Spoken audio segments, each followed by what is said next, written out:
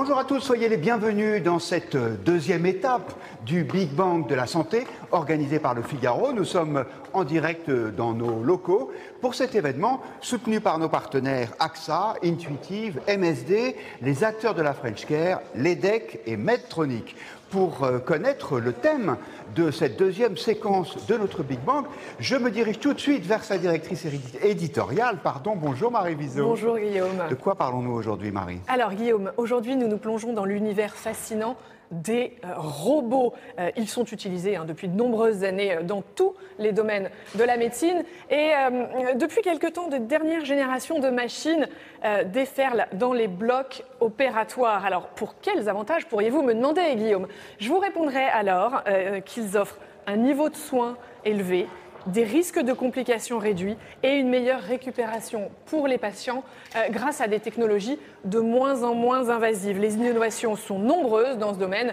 Les reportages que nous vous montrerons ce matin l'illustreront très bien et vous montreront à quel point les progrès se réalisent à une vitesse vertigineuse. Vous verrez aussi que le sujet est quand même compliqué et soulève de nombreuses questions, qu'elles soient éthiques, financières ou technologique. Jusqu'où le robot prendra-t-il demain la place de notre médecin? C'est de manière un peu provocatrice la question que nous poserons lors de notre grand débat de la journée. Quelques mots peut-être sur les intervenants que vous avez sélectionnés pour nous parler de ce sujet. Alors de nombreux invités passionnants, oui Guillaume. En introduction, nous aurons le plaisir de recevoir un auteur de science-fiction, Norbert Merjanian. Ce dont il parle dans ses livres est-il finalement si loin d'un futur qui serait une réalité?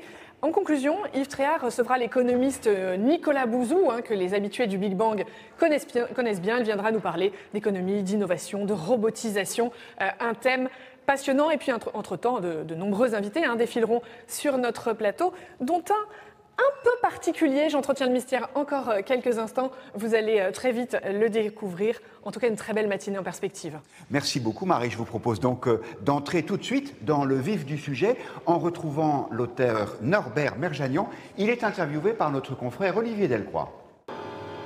But now, a film called Fantastic Voyage. Et bonjour et bienvenue dans le Big Bang Santé. Je voulais vous présenter effectivement Norbert Merjanian, un auteur de science-fiction bien connu, auteur notamment de Tresse Altitude Zéro chez La Volte, et puis effectivement une anthologie qui s'appelle Sauf qui peut, demain à la santé.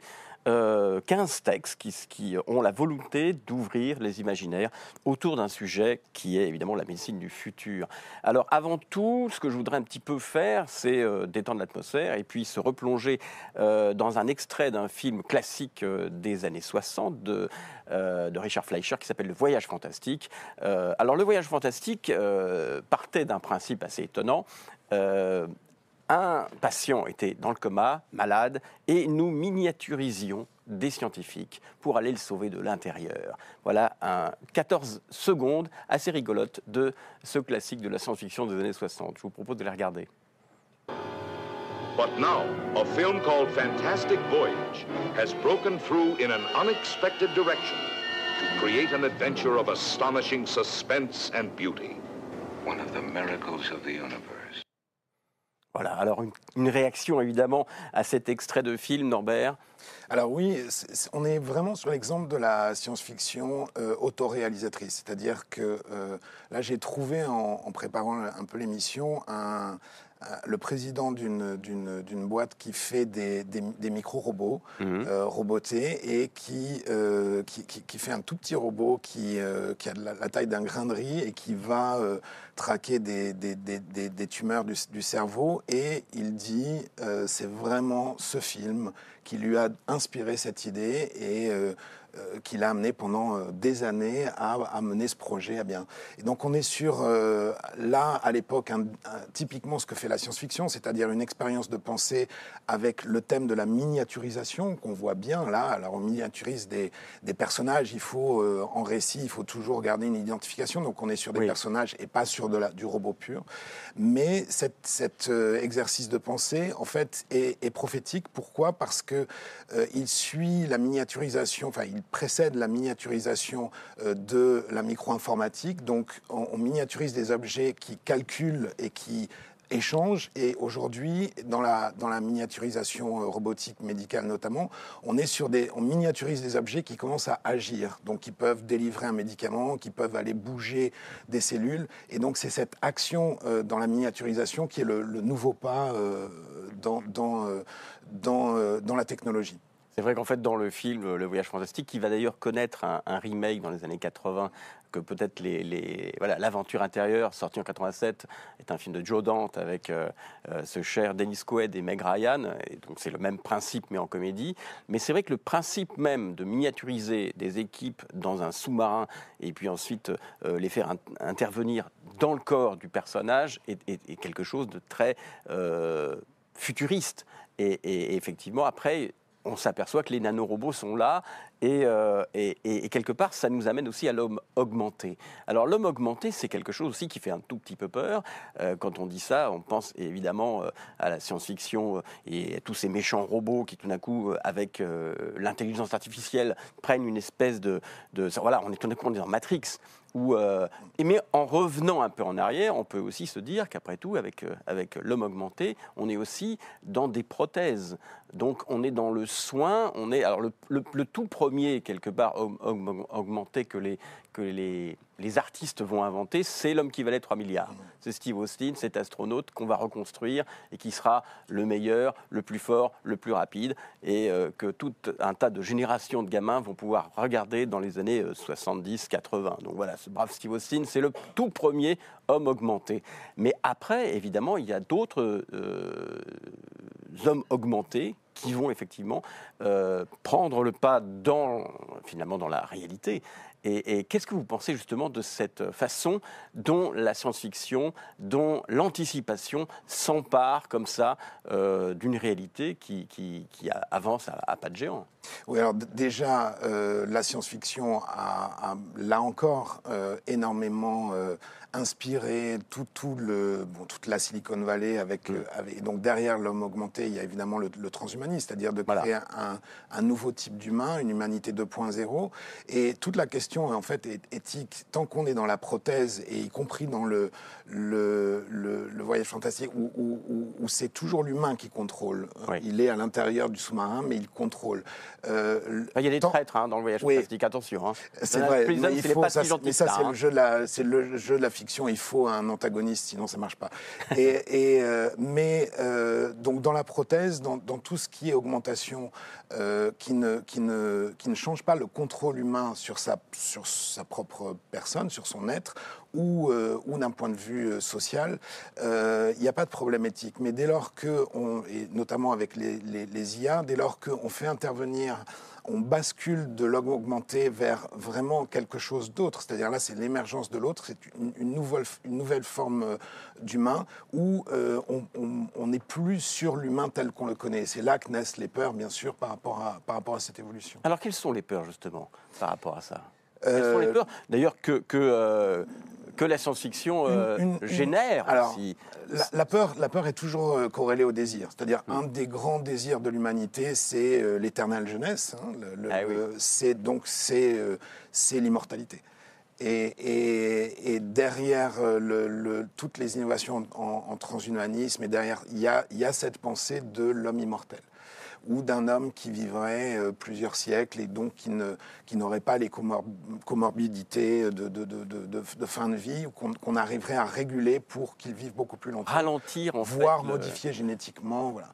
Ralentir le vieillissement et s'approcher de l'immortalité. Et là, il y a tout de suite une question éthique qui se pose, qui est le sens de la vie, c'est-à-dire la mort fait partie de la vie, même si c'est l'échec du médecin, et donc repousser la mort, est-ce éthique? Et à quel coût? Et pour quels humains? Puisqu'on voit bien que plus ces technologies avancent, plus également, il y a une massification qui fait que leur coût diminue, mais malgré tout, il y a un accès aussi à ce type de technologie qui n'est pas donné pour toutes les populations. Alors justement, dans votre nouvelle, donc vous avez effectivement écrit une nouvelle dans le fameux recueil et donc cette nouvelle, donc le recueil Sauf qui peut demain la santé, votre nouvelle s'appelle De nos cœurs inveillés, viendra la vie éternelle. La vie éternelle. Alors on y arrive. La technologie d'inveillance, c'est quoi? Alors, inveillance, déjà, le mot, la bienveillance, l'inveillance. C'est bienveillance, surveillance. Donc, c'est en fait considéré, là, c'est inspiré de la science cybernétique des années 50 qui a beaucoup changé la vision, la vision de tous les champs scientifiques. C'est l'idée que, en fait, tout peut être considéré comme information. Et donc, un système organique n'est pas que fonctionnel, c'est-à-dire qu'il n'y a pas que des organes, il n'y a pas que des interactions biochimiques, mais c'est un système complexe, global, avec des homéostasies par couche, c'est-à-dire des systèmes autorégulateurs qui s'autorégulent. Et l'inveillance, c'est l'idée qu'on va utiliser justement des nanorobots et des systèmes de monitoring pour traiter le corps humain et la santé comme un tout. Et donc, on va monitorer en fait la bonne santé des individus. Et donc, ce qui suppose un suivi permanent, donc ce qui suppose des implants ou des implants robiotiques. Des implants robiotiques. Alors pourquoi robiotiques? Parce que à l'époque, d'ailleurs maintenant j'ai vu qu'on y est. L'idée c'était soit en cybernétique, c'était d'associer de la technologie électronique avec du vivant, voire assembler des cellules vivantes pour faire des robots vivants. Et ça, on le fait aujourd'hui, c'est les xénorobots, où on est capable à partir de cellules souches, et avant leur spécialisation, de sélectionner ces cellules souches, de les assembler, de faire des petits robots qui sont uniquement organiques. Alors moi j'ai lu votre nouvelle, effectivement elle m'a enchanté, on est vraiment dedans. Alors ce qui est le plus étonnant, c'est qu'effectivement, forcément vous retombez sur vos pieds, une santé entretenue en permanence, ça nous fait penser quand même à une société entretenue en permanence, surveillée en permanence. Alors là c'est inveillée en permanence. Mais enfin, c'est quand même Big Brother. On revient sur Orwell, on revient sur l'un des fondements de la science-fiction ou de la dystopie. Oui, et en même temps... Donc la dictature, quelque part. Et en même temps, la surveillance et la transparence dans la santé, il faut être... Je pense que ça renvoie à ce que nous sommes.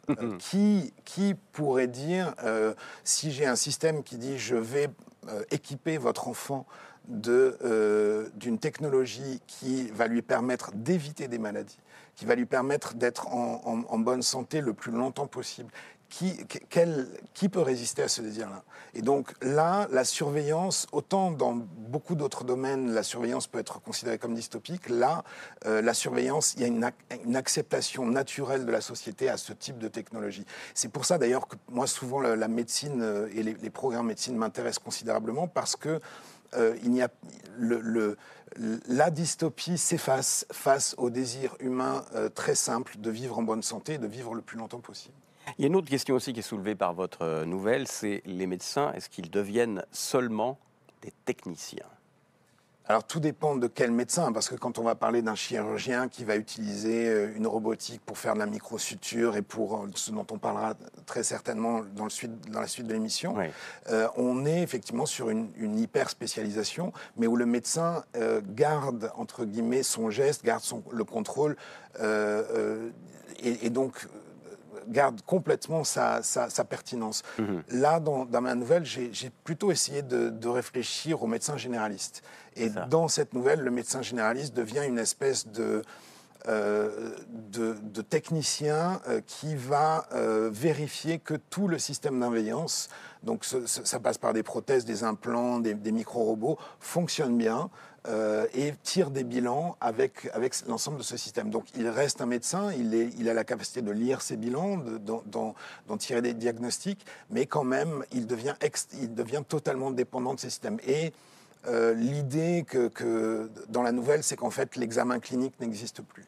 et que toutes les autorités médicales déconseillent l'examen clinique en considérant que c'est comme une attitude d'Hercule Poirot, c'est-à-dire d'un détective qui essaierait avec quelques signes cliniques de savoir où en est le corps, alors qu'on a les moyens d'inveiller le corps et d'avoir une transparence d'analyse du corps qui est considérable et que ne permet plus l'examen clinique. Mais l'idée, évidemment, c'est que finalement, l'homme est beaucoup plus compliqué que ça, que quelque part, il a une âme, quelque part, il peut être mélancolique, et que les émotions aussi sont là. Donc c'est ça aussi qui est soulevé par l'objectif et la thématique de votre nouvelle.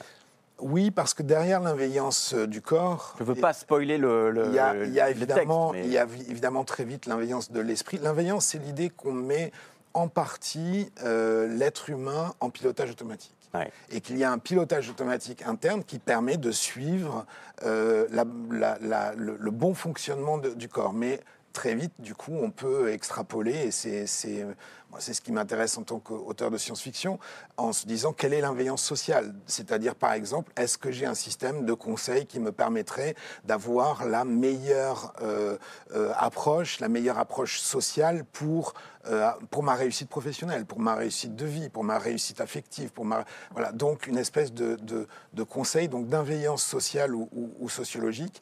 Et la dernière et ultime étape, mais là pour le coup on est vraiment en SF, on est vraiment loin, c'est l'inveillance des rêves. C'est-à-dire, est-ce que je peux finalement mettre mon propre esprit et ce qui relève de ce qui échappe, on parlait du contrôle, ce qui nous échappe le plus à notre contrôle, c'est-à-dire les rêves, est-ce qu'on peut également éveiller les rêves ? Ça, c'est freudien, ça. Oui. C'est même au-delà de Freud. C'est même au-delà. Voilà, ouais. là, je pense qu'il faut. Au-delà de Jung, au-delà de Freud. Il faut assumer, là, on est complètement dans la science-fiction. On va prendre un peu de recul, justement, et puis revenir un peu sur la terre ferme, en parlant du rôle, justement. Quel est, selon vous, le rôle de la science-fiction dans l'appréhension du futur de la médecine ? Alors, il y a cette dimension d'alerte toujours dans la science-fiction. Et, par exemple, j'évoquais les coûts. La technologie robotique se développe, elle a un coût important et donc la question de quelle médecine à quel coût se pose. Donc là, il peut y avoir un rôle d'alerte en disant attention, il y a des inégalités qui peuvent se creuser et on pourrait arriver à deux médecines, à une médecine du quotidien qui soit un parent pauvre et une médecine extrêmement technologique pour des interventions très précises qui soit le parent riche. Il y a la question éthique, bien sûr. La science-fiction nous amène toujours à des questions anthropologiques. Donc, à quel stade d'évolution anthropologique sommes-nous en tant qu'espèce et la médecine, là-dessus, est un excellent conducteur parce que les progrès extrêmement rapides en médecine nous amènent tout de suite à ces questions dont on parlait de vie et de mort, jusqu'à quel point sommes-nous prêts à lâcher le contrôle et jusqu'à quel point l'automatisation va faire qu'un certain type de contrôle échappe, y compris au corps médical. Eh ben, on va en tout cas vous remercier, c'est allé très très vite. Oui. Merci beaucoup Norbert Merdjanian et puis surtout on va effectivement s'apercevoir que le corps humain est aussi remplaçable par un corps mécanique en accueillant, je crois, un robot qui s'appelle Miroki. Je crois qu'il n'est pas loin. On va le retrouver dans quelques minutes. Voilà, merci beaucoup à tous les deux. Nous sommes toujours en direct pour ce Big Bang de la santé du Figaro, consacré aujourd'hui à la place des robots dans la santé. Et vous le disiez très justement, Olivier, les robots, on en a un sur le plateau. Un invité un peu particulier pour Marie Viseau, qui va tout de suite interviewer Miroki. Chère Marie, c'est à vous. Eh oui, merci Guillaume. Alors bonjour Miroki, le petit robot. Nous te souhaitons à toi aussi bienvenue sur ce plateau du Big Bang de la santé du Figaro. Alors dis-nous Miroki, qui es-tu ? Je suis Miroki, le robot d'Enchanted Toys. J'ai l'air d'un petit animal, mais je viens en réalité d'une galaxie lointaine. Alors, de quelle galaxie viens-tu exactement ? Je viens de Numira, une planète où tout le monde vit en harmonie. Je suis venue sur Terre pour vous filer un coup de pouce. Et entre nous, je suis plutôt cool avec ma combinaison. C'est vrai que tu es mignon, Miroki. J'aime bien cette petite combinaison jaune. Alors, tu dis que tu es venu nous aider, mais tu peux faire quoi exactement ? Je peux faire des tas de choses, mais surtout, j'assiste les humains en réalisant des tâches pénibles ou répétitives, notamment dans les hôpitaux. Je suis quand même capable de porter des charges allant jusqu'à 3 kg, mes mains sont très agiles. Je peux aussi déplacer des plateaux ou des chariots de médicaments. Et puis, tu as vu ma roue, et grâce à elle, je peux me déplacer en toute autonomie dans les longs couloirs des hôpitaux. Dis-moi Miroki, est-ce qu'il y a un petit peu d'intelligence artificielle quand même en toi ? Oui, je suis de plus en plus intelligent. Ça va me permettre d'interagir de plus en plus avec les gens comme toi. Et on m'a dit aussi que les enfants t'adorent. C'est vrai, ils m'aiment bien. Je leur apporte une présence réconfortante quand ils en ont besoin. À l'Institut du cancer de Montpellier, je les accompagne dans le service de radiothérapie pédiatrique. Comme ça, ils ne sont pas tout à fait seuls lors des séances de radiation, auxquelles ni soignants ni famille ne peuvent les accompagner. Eh bien, merci beaucoup, Miroki, de nous avoir raconté ta petite vie de petit robot. Voilà, vous le voyez, on est loin de la science-fiction dont nous parlions en introduction avec Robert Merjanian. Le robot Miroki, c'est la représentation même de l'interaction homme-machine, toujours plus innovante et personnalisée dans le contexte de vieillissement de la population que nous connaissons en ce moment. Nul doute que nous aurons de plus en plus besoin de ces petits robots intelligents. Mais en santé, il n'y a pas que les robots d'accompagnement, Guillaume. Oui, c'est vrai. Et d'ailleurs, Norbert Merjanian nous en parlait il y a quelques instants. Il y a aussi les robots qui interviennent en chirurgie. C'est ce qu'on va découvrir tout de suite en images. Alors, je vous préviens, les images sont assez fortes, donc elles peuvent heurter des personnes sensibles. Mais je vous propose tout de suite, concrètement, de voir comment est-ce que les robots permettent cette chirurgie de moins en moins invasive. C'est un sujet de Guillaume Mollaret. La robotique à l'hôpital, ce n'est pas un gadget. Cela permet aux chirurgiens un geste plus précis, certes, mais surtout une récupération plus rapide pour les patients.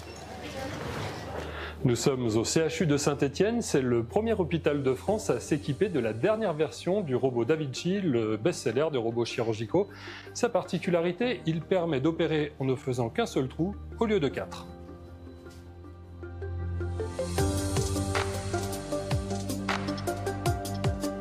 La chirurgie robotique, quand on est installé à la console et au robot, on a une vision en 3 dimensions, comme si on avait ouvert un ventre. Mais outre cet apport vision, il y a aussi tout ce qui est instrumentation. Les instruments sont totalement articulés, même au-delà de nos capacités de la main. Là, avec ce type de robot, on arrive dans des espaces extrêmement réduits où il est impossible d'aller, nous, effectivement, avec nos propres doigts. On va dans des endroits très, très profonds. On a une précision bien plus importante.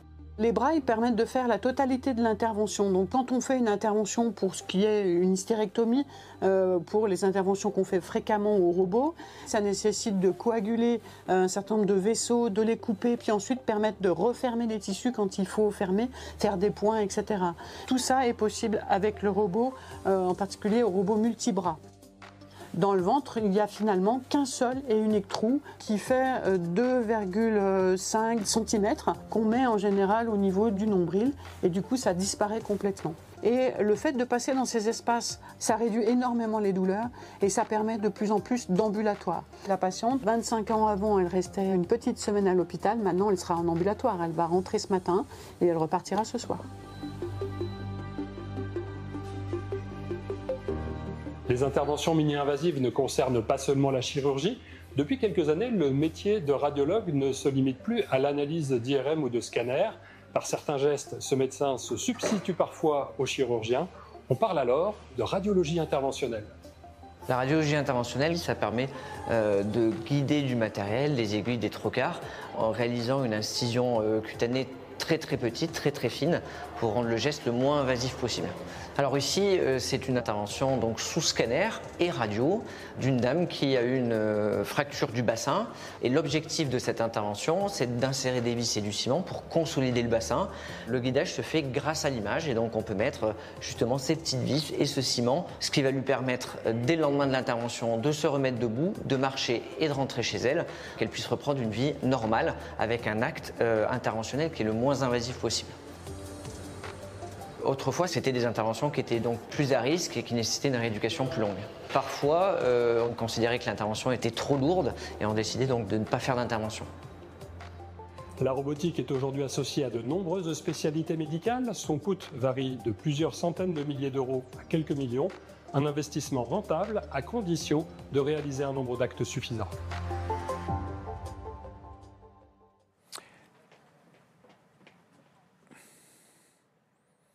Et nous sommes toujours en direct de l'auditorium Jean d'Ormesson au Figaro pour ce Big Bang consacré ce matin aux robots dans la santé. C'est l'heure maintenant de notre grand débat. Nous allons nous intéresser à un thème qui était déjà sous-jacent dans les interventions précédentes. Jusqu'où les robots pourront-ils remplacer les médecins? C'est le thème que va aborder maintenant Jacques-Olivier Martin, le directeur de la rédaction du Figaro.fr, à qui je passe la parole pour ce grand débat.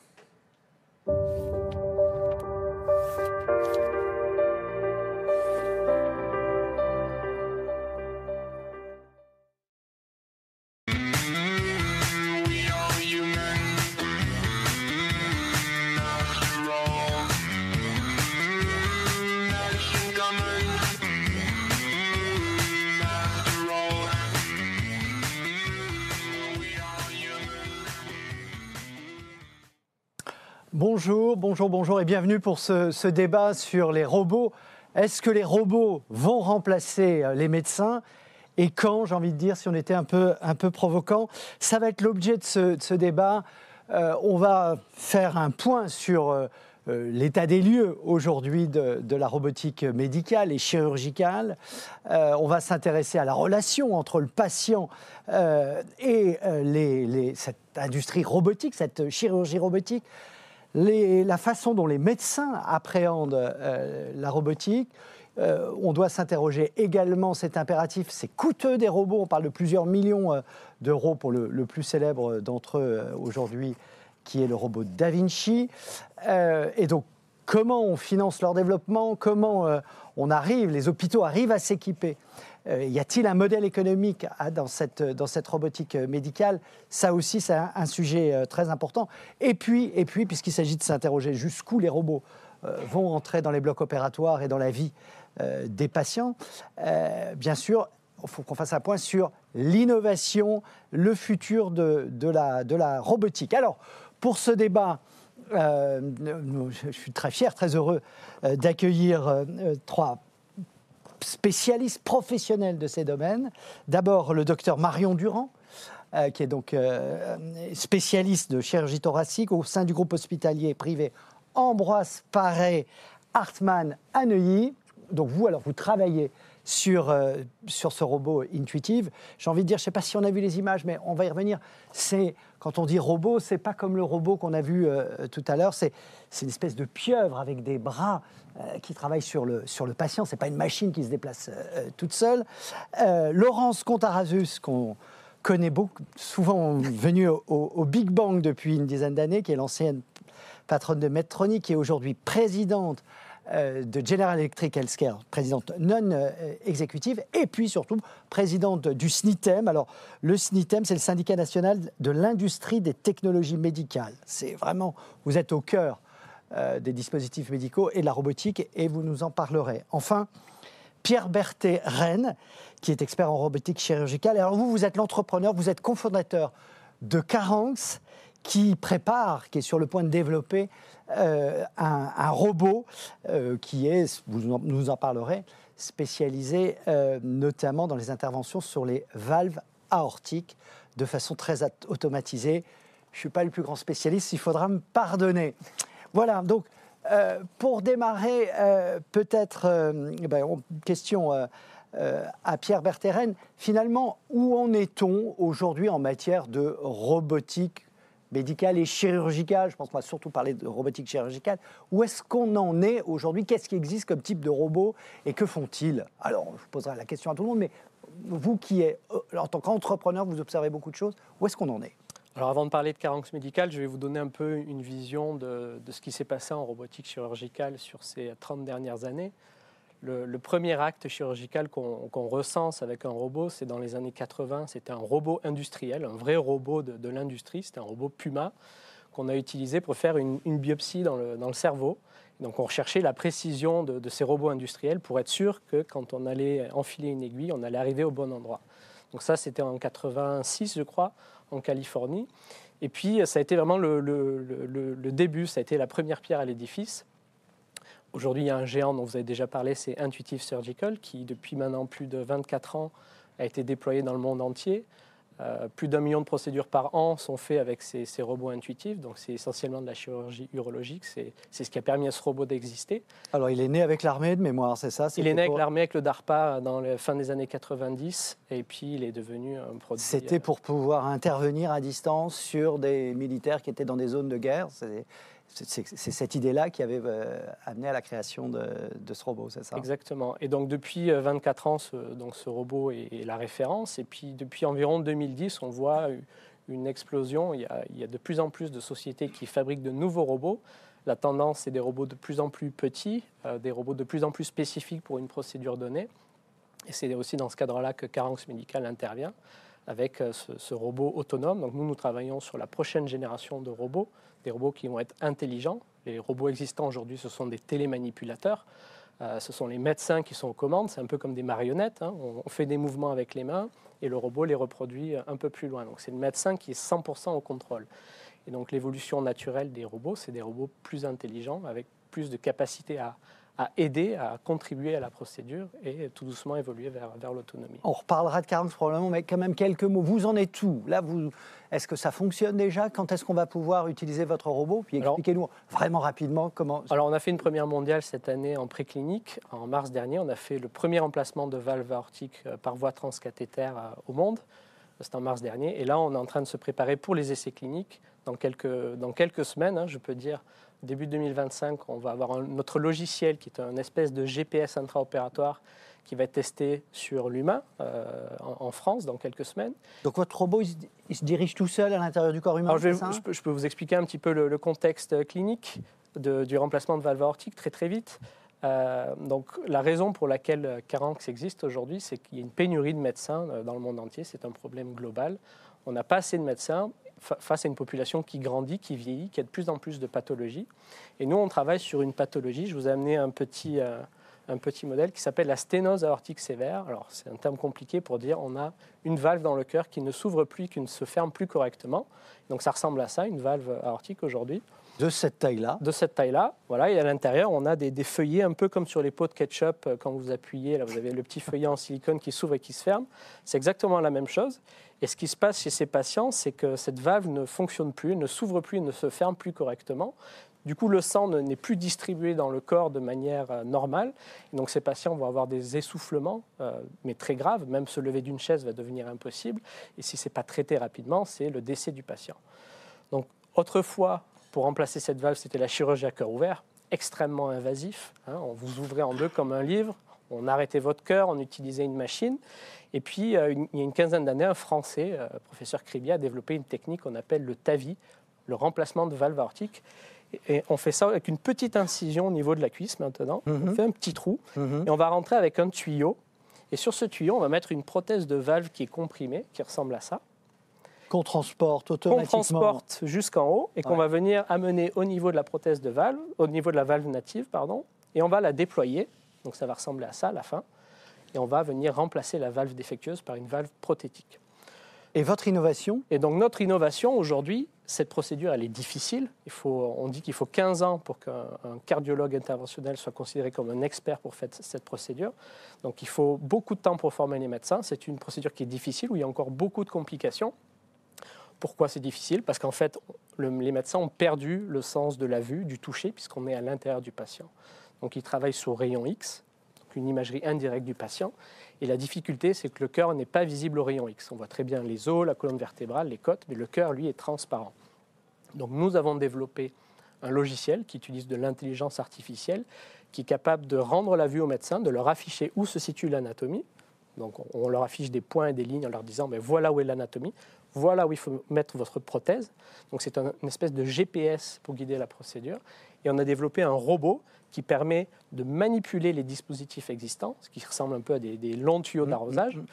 Et ce robot va permettre à un seul médecin, là où il en faut 2 aujourd'hui, il faut 4 mains aujourd'hui pour manipuler ces dispositifs. Notre robot permet à un seul médecin de faire toute la procédure. Et donc c'est assez automatisé, c'est-à-dire que le circuit... Effectivement, l'objectif, c'est qu'aujourd'hui, ce robot, il peut être soit téléopéré, c'est le médecin, un peu comme la marionnette des dispositifs existants, soit c'est le médecin qui va téléopérer le dispositif, soit c'est le logiciel, donc l'intelligence artificielle, qui va servir de pilote automatique sous la supervision du médecin.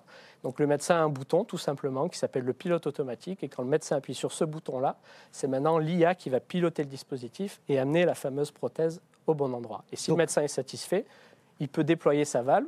S'il n'est pas satisfait, il peut désactiver le pilote automatique, exactement comme dans un avion, et reprendre le contrôle. Donc il y a cette robotique automatisée, il y a une robotique que vous utilisez, où là vous êtes très très actif finalement, vous êtes augmenté, mais c'est encore vous qui faites tout quand vous utilisez le robot intuitif, c'est bien ça? Absolument. En fait, dans la robotique, on peut avoir deux axes très différents. Il y a ce qu'on appelle un robot à proprement parler, qui est une interface pour une délégation de tâches, comme par exemple quand vous allez placer la valve. C'est beaucoup utilisé en orthopédie, en neurochirurgie, pour déterminer des plans de coupe, pour bien mettre une prothèse, pour aller placer une vis. Et puis, il y a l'univers fantastique des télémanipulateurs, qui effectivement font de nous des chirurgiens augmentés, en ayant en interface avec le patient une grosse machine, mais qui permet de rentrer avec des tout petits trous et ainsi de préserver au maximum les parois des patients pour permettre des récupérations plus rapides, des récupérations moins douloureuses, et qui, pour la chirurgie thoracique que je pratique, a permis aussi de transformer et de minimiser les procédures en gardant plus de poumons.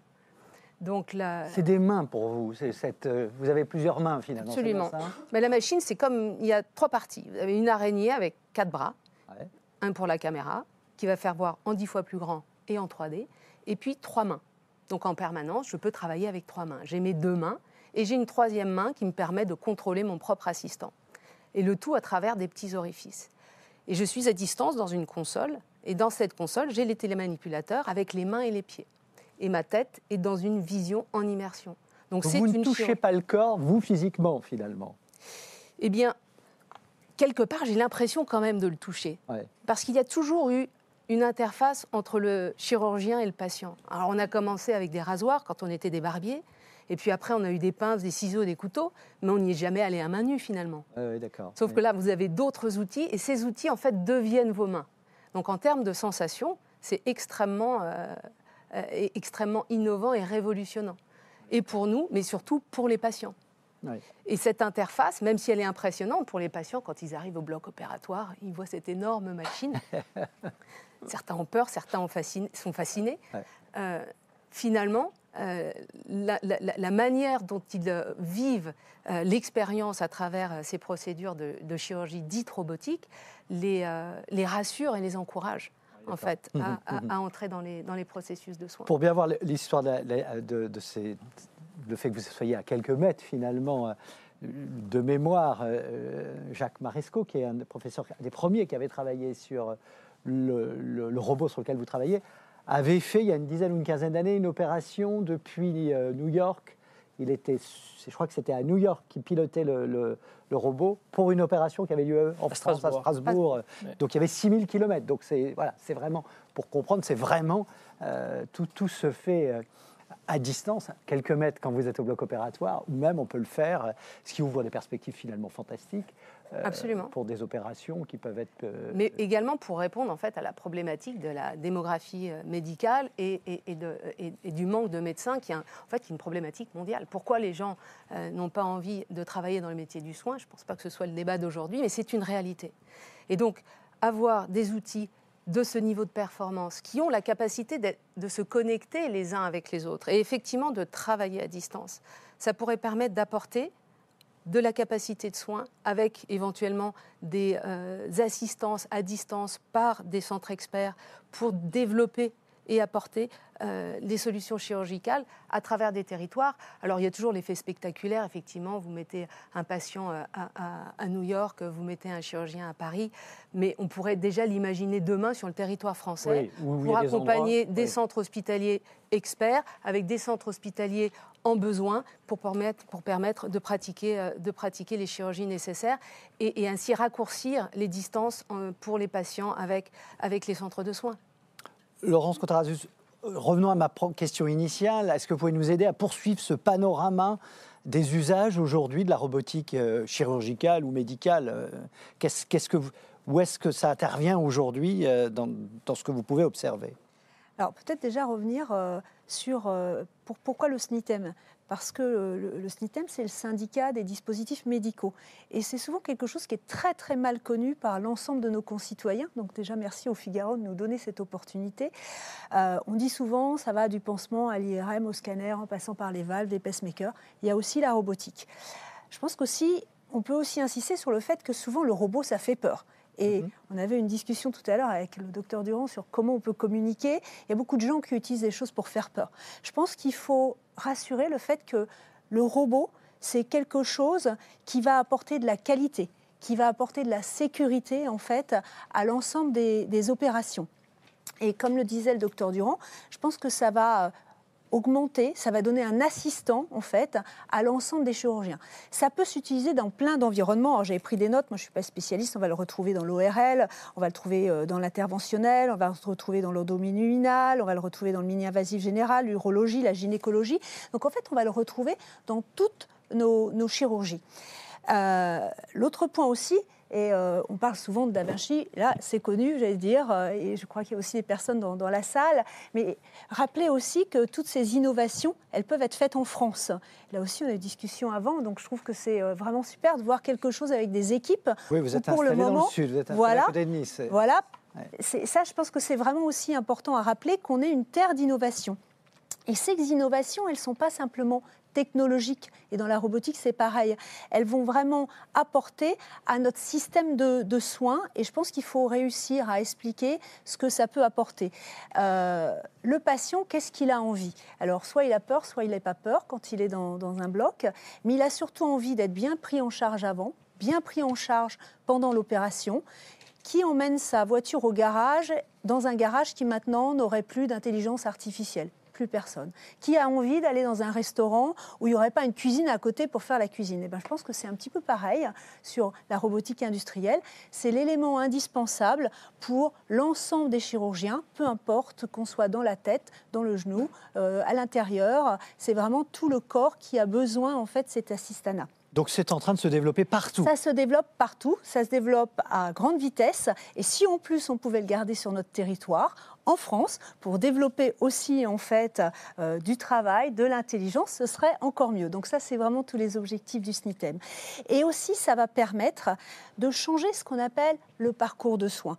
Avant, en fait, un patient, il allait rester très longtemps à l'hôpital. Maintenant, grâce à la robotique, on va pouvoir rentrer le matin, ressortir le soir. Ça va être aussi des coûts en moins. Donc on a souvent tendance à voir le dispositif médical comme quelque chose qui coûte, et d'ailleurs tout à l'heure vous l'avez dit, ça coûte cher. Ça coûte cher. Oui, mais ça peut aussi rapporter gros. Ça peut rapporter gros évidemment en termes économiques, mais aussi en termes de qualité.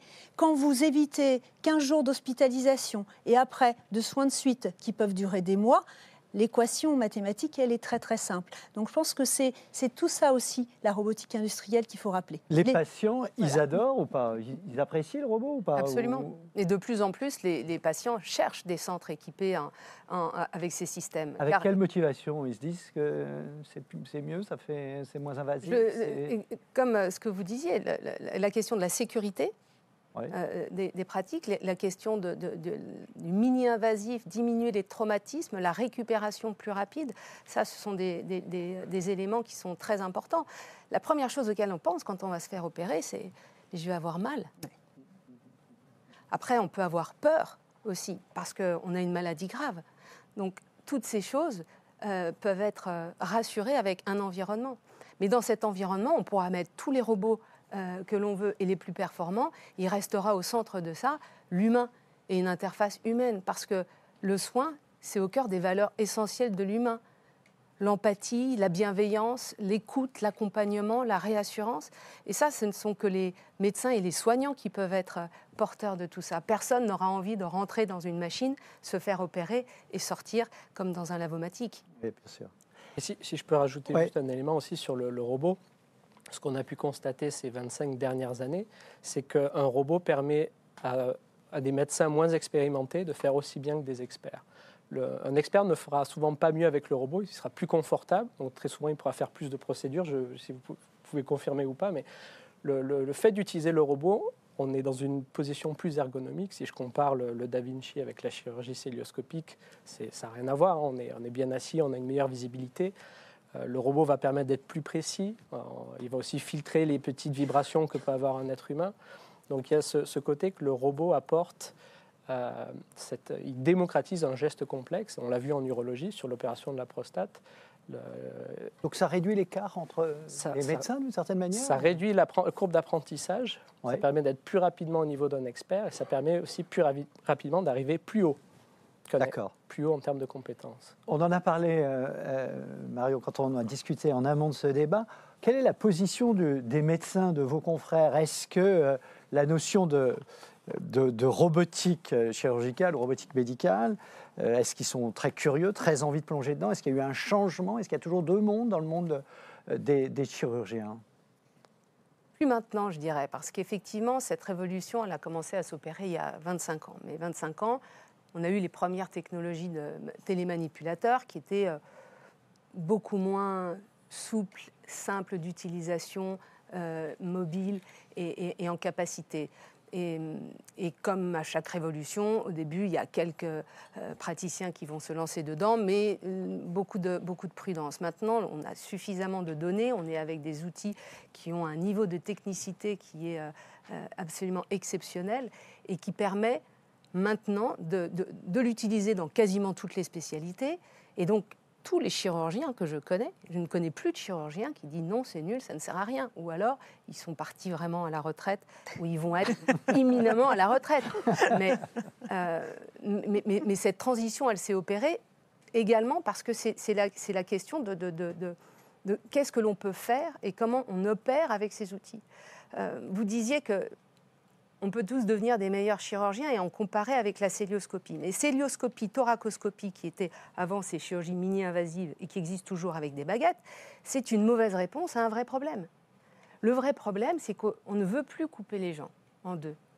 Parce que la pénétration traumatique du corps entraîne la majorité des complications. Or, on a besoin de réparer, de remplacer ou de retirer quelque chose à l'intérieur.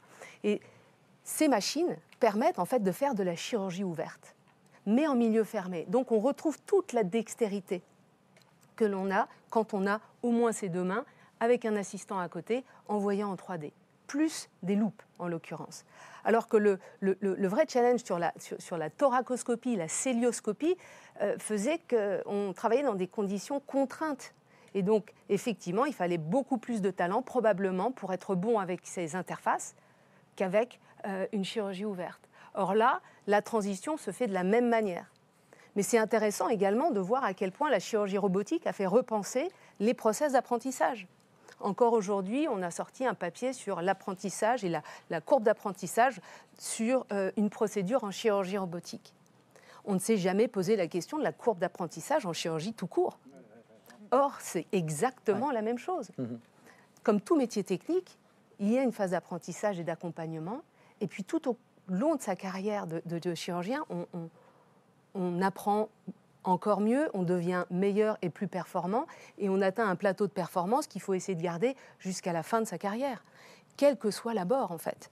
Et à mesure que tout devient, la machine prend de plus en plus de place, faisant de plus en plus d'actes, est-ce que quelque part, est-ce qu'on a besoin d'un super technicien à l'avenir pour opérer, ou est-ce qu'on a toujours besoin d'un chirurgien? Enfin, est-ce que vous me dites,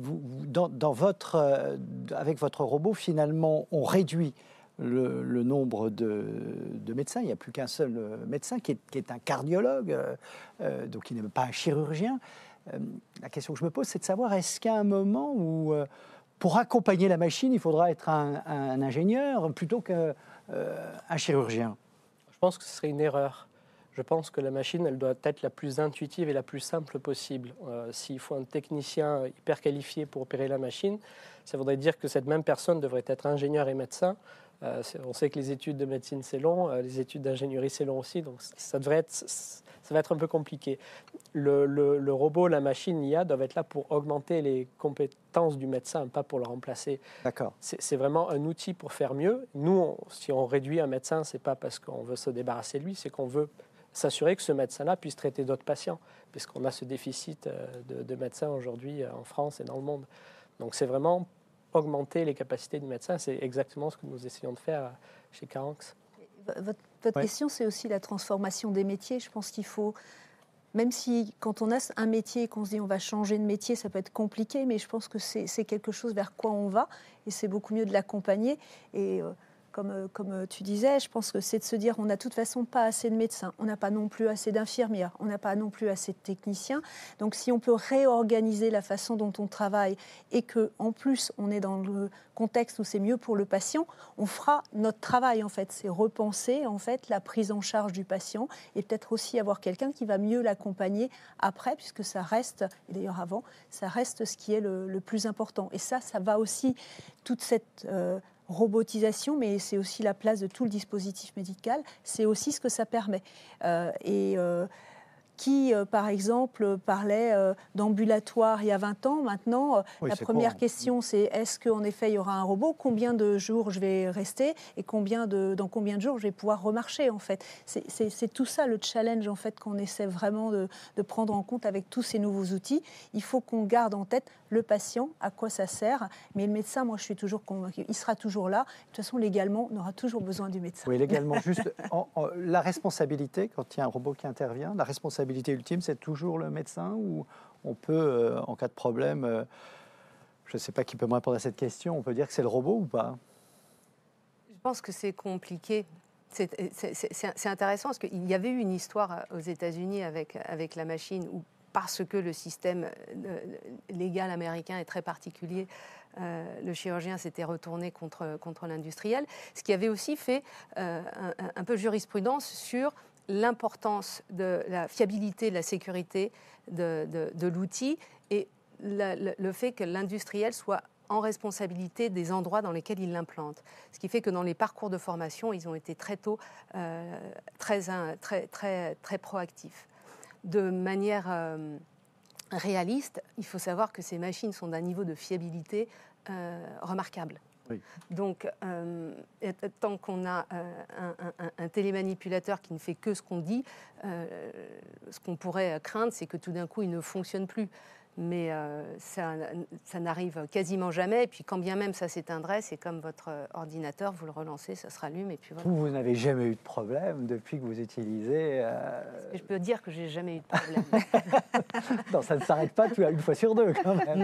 Non, c'est ce que je vous dis. C'est une machine avec un niveau de fiabilité qu'on aimerait avoir pour tous les outils du quotidien. Vraiment, vraiment. Et peut-être juste sur ce point, c'est quand même rappeler que tous ces dispositifs médicaux, il y a une réglementation autour qui est extrêmement difficile. C'est extrêmement difficile de mettre un produit sur le marché. Les enjeux, c'est de pouvoir les mettre sur le marché en faisant les études en France avec nos chirurgiens français. Et je pense que là, tu serais très très bien placé pour en parler. Mais le cadre réglementaire est extrêmment lourd. Oui, d'accord. Tout est sécurisé, tout est bien établi tout autour. Tous les côtés de la fabrication à la mise sur le marché en passant par les études cliniques. Voilà, c'est pas un ingénieur qui crée quelque chose et demain il peut le vendre. On ne sait pas du tout ce monde-là. Est-ce que, poursuivons sur cette idée, puisqu'on est un peu dans la réglementation, dans tout ce qui l'entoure, aujourd'hui, vous le dites, c'est des outils qui sont en train de se développer. Est-ce que les financements suivent? Est-ce qu'on est en mesure... Je crois qu'on peut peut-être donner le prix d'achat d'un ordinateur, wow. Du robot Da Vinci, c'est 2, 3, 4 millions d'euros pièce, quelque chose comme ça. Ah non, ça c'est beaucoup quand même. Ça vous semble beaucoup ? Je pense beaucoup ? que les prix catalogues sont un peu moins, mais on ne sait jamais à quel prix sont achetées les choses. Mais je pense que la dernière génération doit être à 1,7 million ou 1,8 million.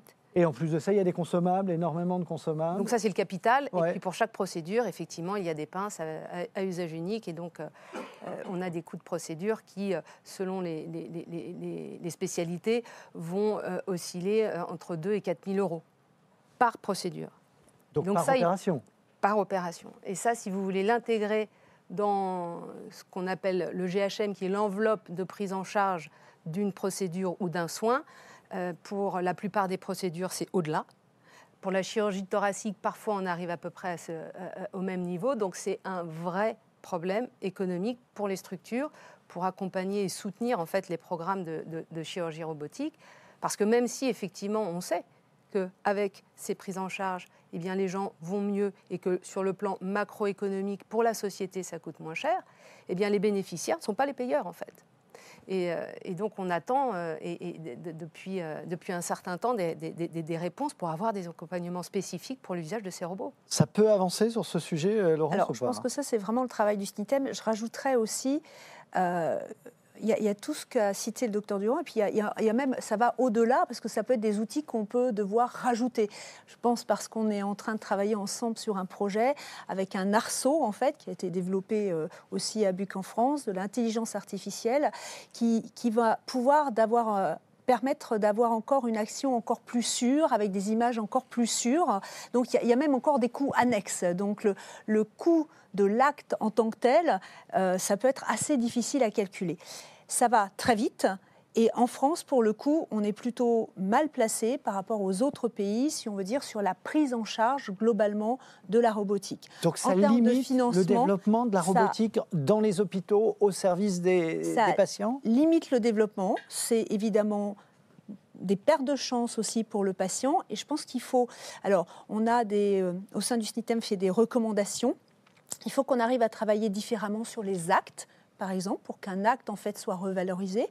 Il faut essayer d'aller plus vite que ce qu'on va, puisque 10 ans pour avoir un acte, on a déjà plusieurs versions de robots. Puis je pense que surtout, il faut que, et c'est pas la bonne journée, mais que l'ensemble de nos politiques finissent par accepter que ce sont des solutions utiles qui vont apporter du progrès et qui peuvent juste répartir différemment les enveloppes. Et c'est comment on va mettre de l'argent à un moment qui était sur une enveloppe X, sur une enveloppe Y. Ça, c'est notre challenge. Pour le moment, tout le monde travaille en silo, en fait, et on n'arrive pas à progresser suffisamment vite.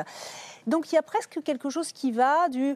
Allez, si on ne donne pas de financement, peut-être qu'on va ralentir les dépenses. Non, si on ne donne pas de financement, on va empêcher plus de qualité et il va y avoir de la perte de chance pour les patients. Donc, comment est-ce qu'on arrive à mettre les innovations à la bonne vitesse sur le marché? Pierre Berthérène, vous réfléchissez à vous dire je vais le lancer en dehors de la France parce que... avant d'aller sur ce point, l'aspect financement, c'est aussi le financement du développement de la technologie. Nous, Caranx Médical, on a la chance d'avoir Truffle Capital et le docteur Philippe Pouletti comme cofondateurs qui nous permettent de financer ce projet. Parce que développer un dispositif médical, ça coûte beaucoup d'argent, ça prend beaucoup de temps. Et sur la question des essais cliniques, il y a un vrai sujet aujourd'hui en France. Faire ces essais cliniques en France, on sait que ça prend 2, 3, 4 fois plus de temps que dans d'autres pays, ce qui pousse forcément les industriels qui sont pas français. Vous allez les faire probablement à l'étranger?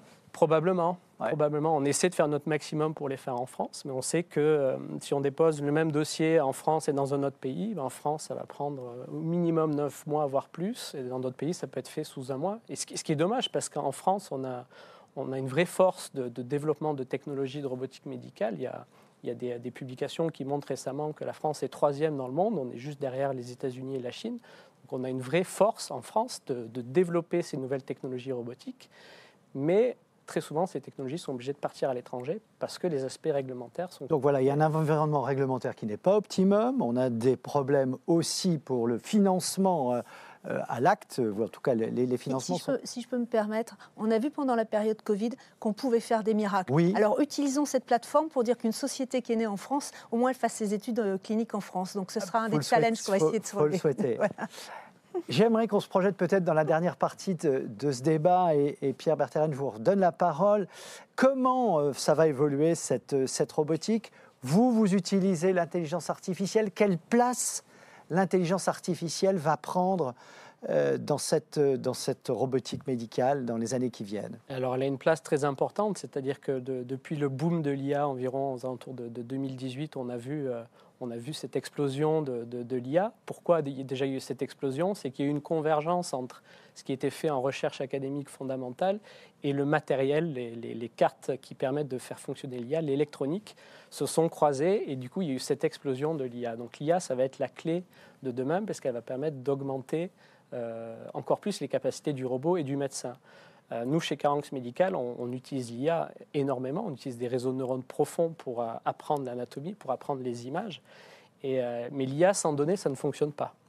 Pour entraîner l'IA, il faut de la donnée. Et chez Caranx, on a dû, depuis la création, on a dû créer une base de données propre en collaboration avec de nombreux hôpitaux en France et maintenant aussi aux États-Unis.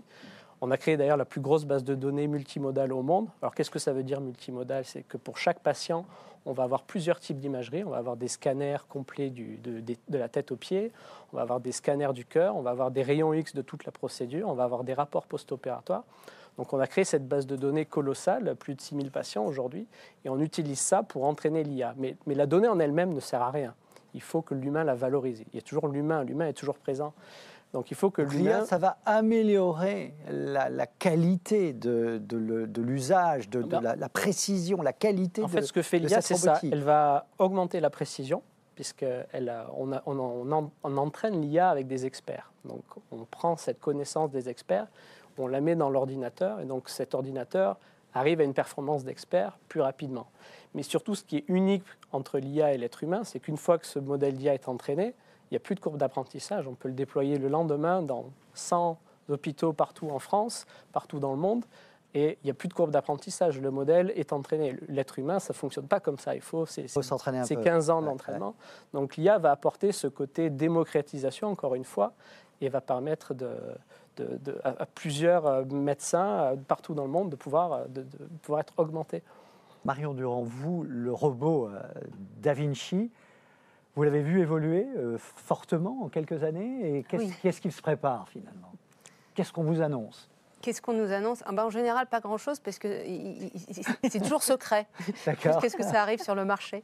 J'aimerais bien qu'on m'annonce des choses magiques. Il y a une 5e génération là, qui est annoncée, qu'on n'a pas encore vue, où on essaye justement d'aller un peu plus loin sur d'une part la miniaturisation des systèmes que l'on doit mettre, parce que les blocs opératoires ne font pas tous 50 mètres carrés, et également accompagner un peu plus la finesse et la réalité de retransmission des gestes. Donc de l'image? Non, des gestes. Donc le retour de force, par exemple. De pouvoir toucher quelque chose de mou et sentir dans la manette que c'est mou ou que c'est dur. Ce qui peut apporter plus de sécurité et de précision aussi dans les gestes. Donc travailler encore plus sur une réalité d'immersion. Après, il y a toute la question de l'environnement autour, des autres outils associés avec les intégrations d'images, les reconstructions tridimensionnelles des organes que l'on peut faire en préopératoire, parce que le métier de chirurgien a vraiment été transformé profondément avec toutes ces approches. On se prépare mieux qu'avant, en fait, aux procédures. On sait ce qu'on va faire. On appréhende l'organe d'une manière beaucoup plus approfondie. Et l'intégration de ces images dans les consoles, avec la réalité virtuelle, le positionnement d'une tumeur qu'on ne peut pas voir sur un organe que l'on voit, tout ça, ce sont des choses sur lesquelles... Et là, vous voyez les progrès en permanence là-dessus. Et effectivement, tous les 6 mois, il y a un nouvel outil qui arrive, une nouvelle manière d'approcher. Il y a les casques de reconstruction 3D qui vont bientôt arriver, qui vont nous accompagner aussi. Donc c'est fascinant, c'est extrêmement satisfaisant. Et je pense qu'aussi ces environnements et l'intérêt et la satisfaction qu'on peut avoir pour ce métier qui est en fait un métier du soin, c'est pour ça que l'humain reste au centre de ça. On fait ce métier-là parce qu'on a envie de soigner des gens. Et donc mieux les soigner et pouvoir les soigner aussi bien, ça peut aussi être attractif pour des gens en quête de sens, vu que la quête de sens est une problématique contemporaine, semble-t-il, également. Absolument. Peut-être dernier mot, si on me laisse parler. Je vais me poser une dernière question. On s'était rencontrés il y a quelques années, on parlait de médecine personnalisée. Est-ce que la robotique, ça va être un outil pour faire une médecine presque sur mesure pour chaque patient, ou ça va dans ce sens-là? La robotique, c'est l'outil indispensable pour les chirurgiens pour faire de la médecine de précision. Et je pense que la médecine de précision, c'est comment on garde l'humain au centre, le patient au centre de tout ce qu'on fait.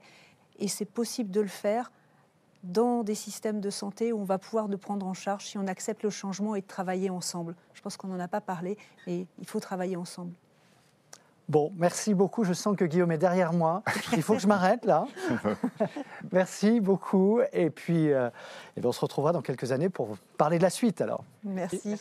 Merci beaucoup Jacques-Olivier, merci à vos intervenants. Vous avez parlé pendant ce débat de l'intelligence artificielle. Il y a un domaine dans lequel l'IA est essentielle, c'est celui du cerveau.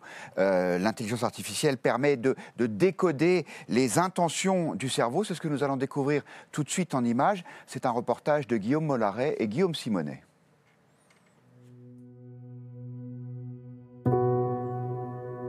L'intelligence artificielle est en passe de changer notre rapport à la communication. Et pour les personnes en situation de handicap lourd, ces nouvelles technologies sont porteuses de promesses. Olivier Goy est atteint de la maladie de Charcot et ses outils numériques l'assistent au quotidien. Ayant la maladie de Charcot, je suis privé de la parole. Et plus globalement, je suis prisonnier de mon corps. Bouger mes doigts pour taper sur un clavier est pénible. Un jour, je devrais me contenter de commandes oculaires pour dicter mon texte. Mais mon intellect pétille. Heureusement que la technologie est là pour me permettre de communiquer, d'échanger, d'exprimer mes idées. Dans mon état actuel, j'ai tapé les réponses que j'ai entrées dans mon application. Il ne me reste qu'à appuyer sur lire quand vous me la posez.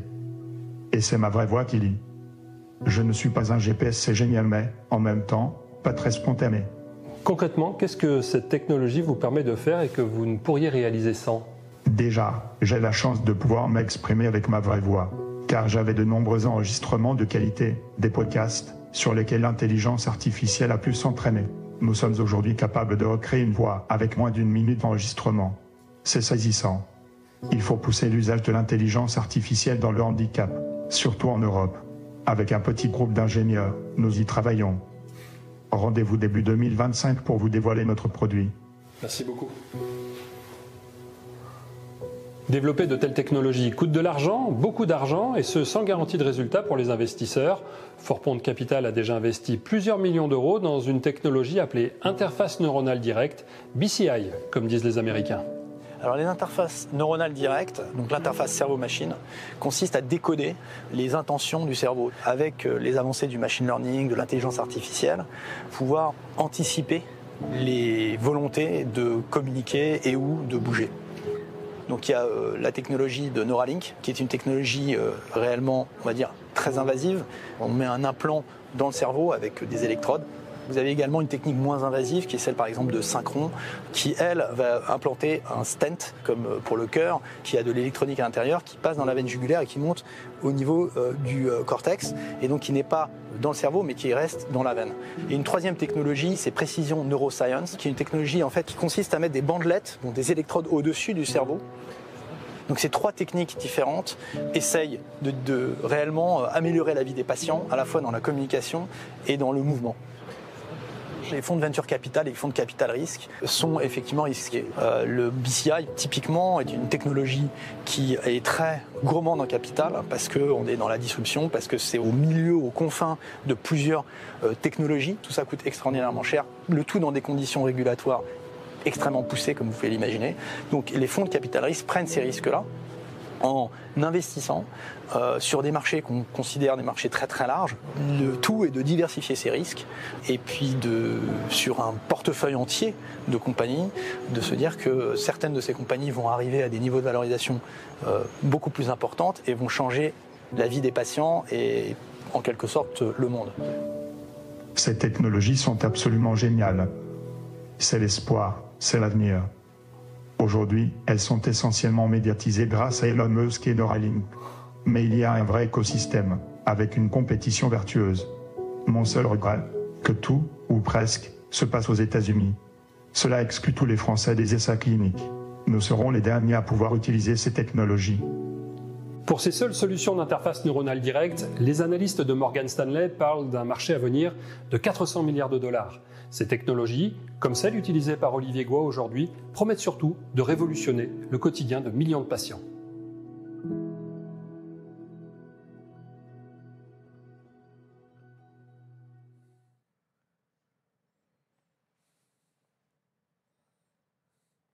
Marie, depuis le début de ce Big Bang, on parle beaucoup de robots, de machines, d'intelligence artificielle, mais évidemment la santé, ça reste avant toute chose des hommes et des femmes, et c'est à eux et à elles que vous avez envie de rendre hommage maintenant. Et oui, exactement, Guillaume. C'est une petite séquence que nous avons appelée contrepoint à tous les débats passionnants que nous venons d'entendre sur les innovations en robotique dans la santé.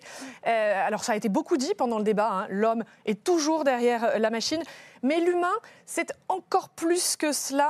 Et je voulais vous montrer en quelques minutes de très jolies photos qui sont publiées depuis quelques années sur les réseaux sociaux par un anesthésiste réanimateur qui s'appelle Cyril Touchard, qui arrose les réseaux de ces très belles photos. Comme je vous le disais, il les met en ligne avant le Covid. Il avait commencé avant le Covid.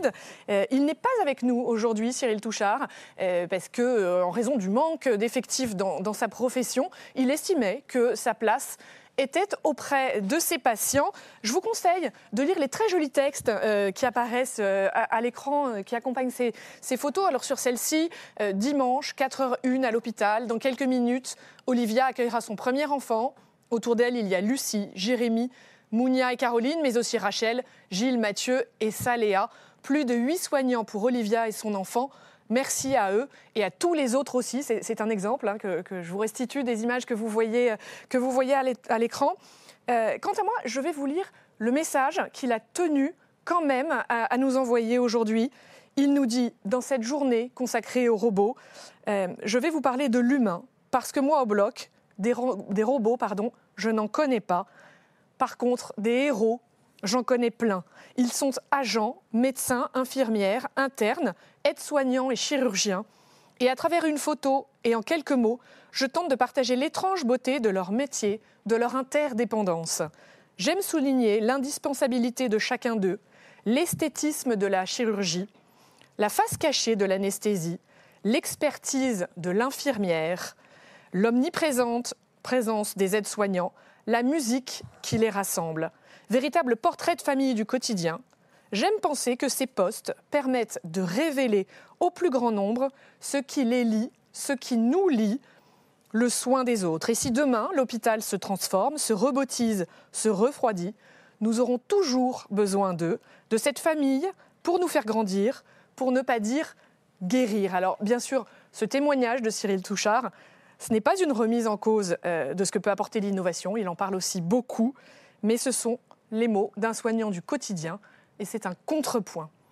Et ce contrepoint humain, nous allons le continuer ensemble avec Antoine Thénière, qui nous a rejoint sur ce plateau.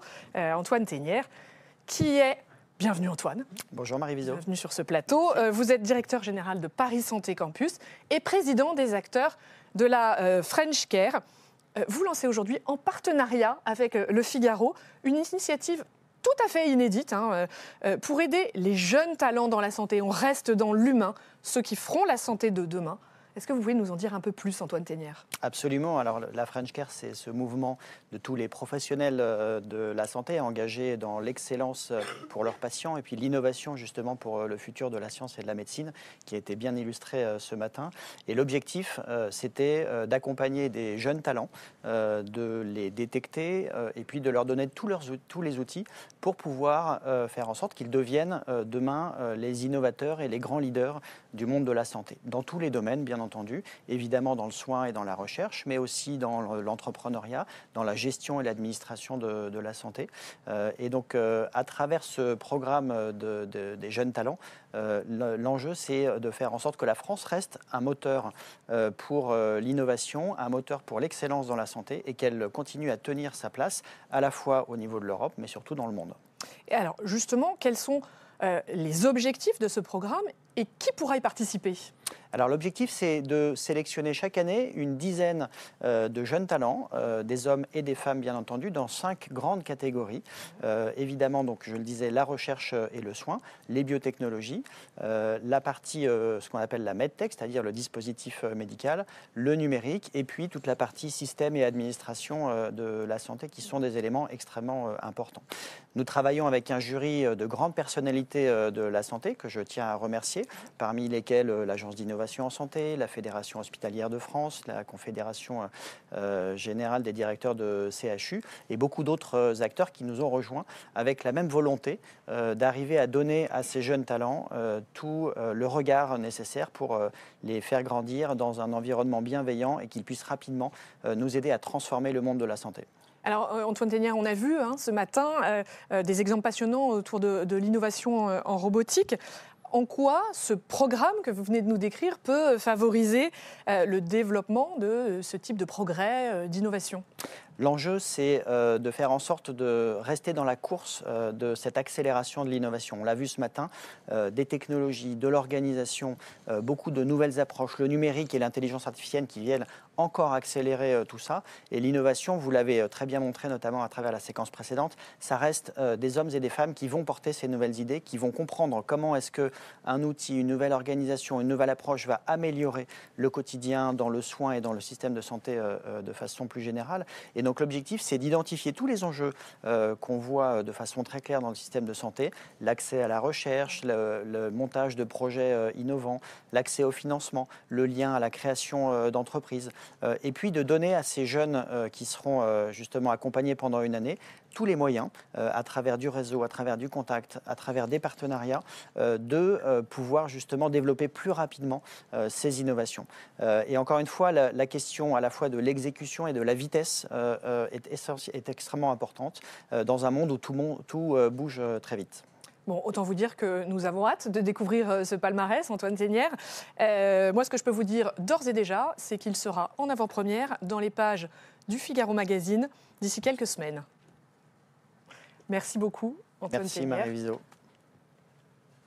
Merci Marie, merci à votre invité. Bien, c'est l'heure maintenant d'entamer la dernière partie de notre Big Bang consacrée ce matin à la santé et les robots. Yves Tréhard devait recevoir, peut-être l'avez-vous vu dans le programme, Antoine Armand, le ministre de l'économie. Il se trouve qu'Antoine Armand n'est plus ministre de l'économie depuis quelques heures, mais rassurez-vous, vous n'avez rien perdu au change puisque Yves va recevoir sur ce plateau dans quelques instants l'un de nos économistes les plus affûtés, les plus impertinents aussi peut-être. C'est un grand connaisseur de notre système de santé. Voici le grand entretien avec Nicolas Bouzou.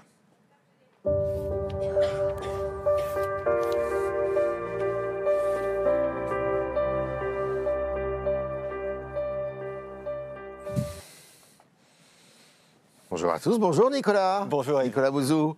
Bon, imaginez que ce matin, il y a Miroki qui devait nous rejoindre. Oui. Alors Miroki, c'est un beau robot, puis Miroki a une petite migraine, donc on n'a pas pu le faire intervenir. Imaginez que Miroki soit président de la République. Ça serait plus facile s'il y avait un robot à la tête de l'État ou pas? Non, je crois pas. Non, je pense pas.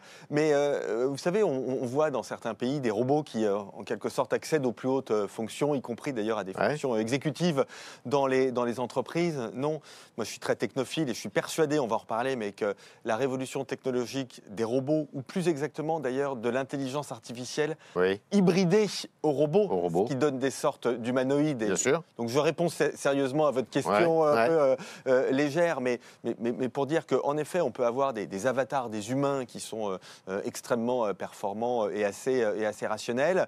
Mais non, je crois quand même que notre destin, c'est de conserver. Moi, je suis passionné par la démocratie libérale et donc c'est de conserver ce système et qu'il faut continuer d'y croire, même si je vous accorde qu'il y a des moments où c'est un peu plus difficile d'y croire, parce que la séquence qu'on traverse, même si ce n'est pas notre sujet du jour, mais enfin est quand même navrante et inquiétante. Mais bon, il faut toujours espérer en la France. Alors justement, avant de passer au sujet qui nous intéresse précisément ce matin, parce que je pense que tout le monde voudrait des réponses à des questions qui malheureusement sont compliquées.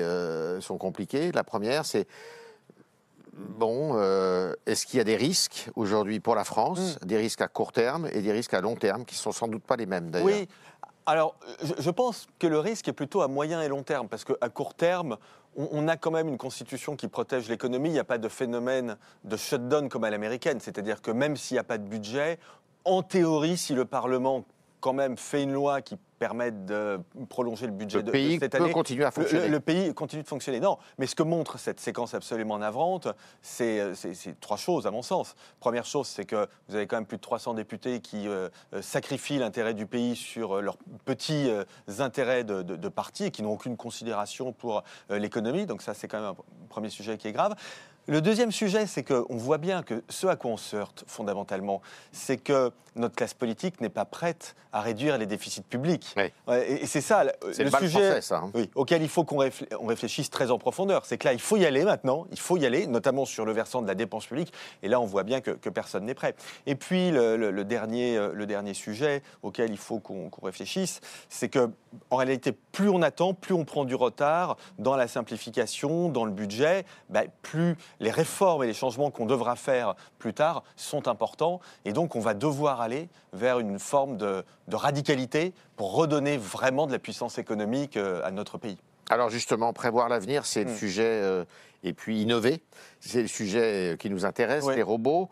Bon, il y a déjà beaucoup de robotique dans la médecine aujourd'hui. Vous me dites si je me trompe, je suis évidemment pas un spécialiste, mais il y a la robotique interventionnelle et puis il y a la robotique d'observation. Oui. Ce sont 2 choses différentes. Oui, hein. alors en fait, je dirais même qu'il y a 3 choses différentes. C'est-à-dire que vous avez en effet donc, la robotique interventionnelle qui permet ce qu'on appelle par exemple la chirurgie assistée. Oui. C'est-à-dire qu'en fait, ce sont des robots qui sont des interfaces qui sont utilisées par des humains qui, au lieu d'opérer un patient directement et d'aller dans ses entrailles, en fait, sont installés à une console et ils manipulent le robot. Ce qui peut se faire à distance. Voilà, alors ce qui peut éventuellement se faire à distance. Donc vous avez ça en matière de robotique chirurgicale. Il y a un centre au Rwanda, à Kigali par exemple, qui est complètement robotisé. Voilà, c'est absolument fantastique. Et donc vous pouvez aussi avoir en réalité le même type d'appareil dans toutes les spécialités, y compris la radiologie, tout ce que vous voulez. Mais vous avez aussi un autre stade de la robotique qu'on commence à voir arriver, qui est ce dont je vous parlais tout à l'heure, y compris dans le domaine de la médecine, c'est de la robotique hybridée à l'intelligence artificielle qui peut elle-même, en réalité, alors avec une surveillance humaine bien évidemment, mais qui peut faire des interventions de bout en bout. Parce qu'aujourd'hui, quand on parle de robotique, notamment dans le domaine chirurgical, en général, c'est pas encore ça, c'est pas encore ce stade. C'est quand même un chirurgien qui manipule un robot avec des joysticks. Alors, ce qui est formidable, parce que ça permet... Le chirurgien, il regarde non pas le corps, mais il regarde un écran avec des images qui sont évidemment grossies. Ça veut dire aussi que le robot, s'il sent une résistance ou quelque chose de bizarre, il ne va pas y aller. Ça veut dire qu'on peut... La main humaine, vous voyez, vous ne pouvez pas la tourner à 360 degrés. Le robot peut faire ce qu'il veut. Donc, c'est déjà un progrès. Et en fait, c'est absolument fantastique en termes d'utilisation. Et ça ouvre des champs pour la médecine. Mais aussi, par exemple, pour l'organisation de l'hôpital, pour l'organisation de notre système de soins, qui sont mais fantastiques. Alors, en quoi l'intelligence artificielle, comment elle révolutionne justement la robotique médicale? Alors, l'intelligence artificielle, aujourd'hui, dans le domaine médical, elle est déjà très présente dans l'imagerie. Parce que l'intelligence artificielle est très adaptée à l'analyse d'images. C'est assez facile pour elle. Et donc, ce que montrent les études, grosso modo, c'est que là où un médecin va être très bon pour voir des pathologies qui sont des pathologies assez classiques. Là où l'IA est très bonne, c'est pour les pathologies très rares. Pour une raison assez simple, c'est qu'un médecin, une pathologie très rare, sur une radio, il ne l'a pas forcément vue dans sa pratique médicale. En revanche, par définition, une IA, elle a tout. Elle a tout stocké, elle a des milliards d'images. Donc, ce qui est très rare, elle peut le voir. Donc ça, c'est fantastique. Et puis, plus prosaïquement, j'étais l'autre jour dans un hôpital, visiter un hôpital près de Chambéry, où justement on me montrait un petit peu comment fonctionnait l'intelligence artificielle. Chambéry, donc, vous êtes pas loin des montagnes, donc vous imaginez le nombre de clichés, malheureusement, que vous voyez et que vous allez commencer à voir pendant les vacances. Voilà, ça descend des pistes, absolument. Donc avec des fractures, tout ce que vous pouvez imaginer, des choses graves ou pas graves d'ailleurs, mais en tout cas, le radiologue, à la fin de la journée, il a vu des centaines de clichés, ce qui est bien normal, il est fatigué et il peut, et on ne lui en fait pas le grief, mais laisser passer des choses. L'IA, elle voit absolument tout. Et donc, quand vous hybridez, je reviens à ce que je disais tout à l'heure, quand vous hybridez cette IA à des robots, là, voilà, vous pouvez avoir des choses qui sont absolument fantastiques. Alors, est-ce que la France, pour parler de notre pays, investit suffisamment dans ce secteur, dans cette filière aujourd'hui? Est-ce qu'on est en pointe ou au contraire, est-ce qu'on a du souci à se faire, compte tenu justement du contexte économique qui n'est pas étranger Absolument, à ça? complètement. Alors, je vais répondre, Yves, en traitant deux aspects, si vous voulez bien. Est-ce que notre système de santé achète et investit suffisamment dans les robots pour les utiliser? Et est-ce qu'en France, on produit suffisamment de robots? En fait, ce sont les deux sujets qu'il faut bien séparer, c'est-à-dire l'usage et la production. En matière d'usage, grosso modo, en France, c'est vrai qu'on a des taux de robotisation en santé ou ailleurs qui sont un peu inférieurs à ce qui se fait dans d'autres pays, mais je pense que c'est tout à fait rattrapable. Et si vous prenez nos grands CHU, par exemple, nos grands hôpitaux, quand même, la plupart ont des robots. Alors, il y a un temps d'adaptation des organisations parce que les robots, c'est quand même des investissements qui sont assez importants. Si vous voulez les amortir, il faut les utiliser énormément.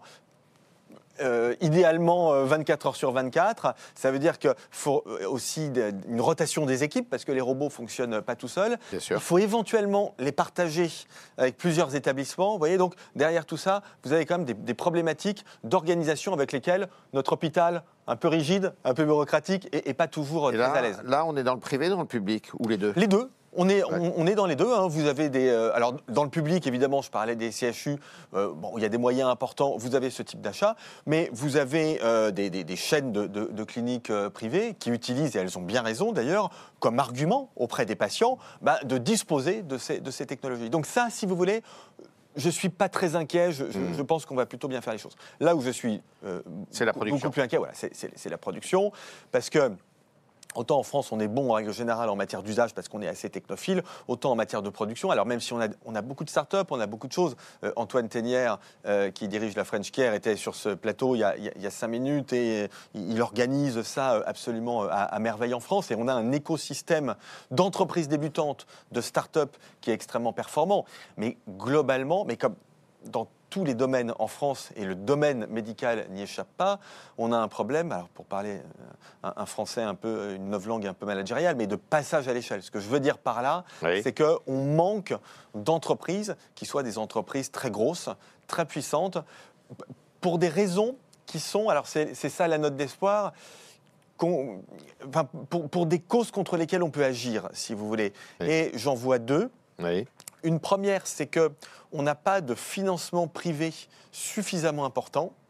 Et puis je vais vous dire, de toute façon, on revient à notre sujet du début, les financements publics, ça va être compliqué. Ça va être compliqué, et d'ailleurs je militerai pour que ce soit compliqué. Mais alors, donc, les fonds privés, c'est quoi? C'est des fonds d'investissement? Oui, mais c'est au-delà de ça. Moi, je pense qu'il nous faut, c'est ce que dit le rapport Draghi, le rapport de Mario Draghi sur ces questions-là, je pense qu'il nous faut l'équivalent d'un Nasdaq, en fait, européen, c'est-à-dire un très grand marché financier où des entreprises très, très innovantes peuvent être cotées. 1000 milliards par an, dit-il, Draghi, c'est ça qu'il disait, je crois, dans son rapport. Mais oui, parce que, en fait... À l'échelle de l'Europe. À l'échelle de l'Europe, bien sûr. Vous êtes sur des marchés qui sont des marchés très capitalistiques, qui demandent des investissements importants. Quand vous voulez vous mettre à fabriquer des robots chirurgicaux en série, vous n'allez pas lever 200 000 euros, si vous voulez. C'est en centaines de millions d'euros. Donc, il faut avoir cette organisation.